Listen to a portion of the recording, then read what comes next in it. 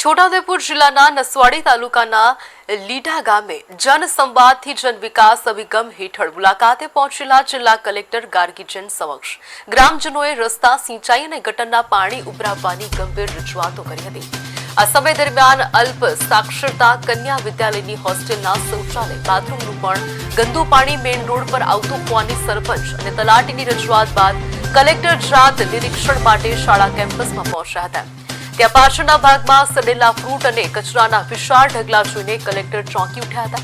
કન્યાઓના સ્વાસ્થ્ય સાથે થતી આ બેદરકારી બદલ તેમણે તાત્કાલિક એક્શન લેતા તાલુકા વિકાસ અધિકારીને અઠવાડિયામાં 2 વાર કચરો ઉપાડવાની ગાડી મોકલવા અને સમગ્ર કેમ્પસમાંથી કચરાનો સત્વરે નિકાલ કરવા કડક સૂચના આપી હતી।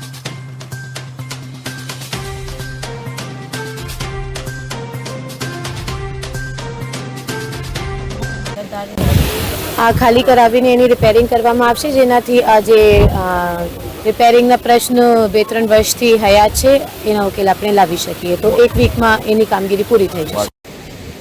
આજ કહું છું કે જે અહીંયા જોવા મળ્યું છે, ટીડીઓ મારફત ટીડીઓને સૂચના આપવામાં આવી છે અને એના ઉકેલ હવે આવી જશે અને દર અઠવાડિયામાં 2 વાર ટીડીઓની જે કચરાની ગાડી છે અહીંયા વેસ્ટ કલેક્શન માટે હવે આવશે।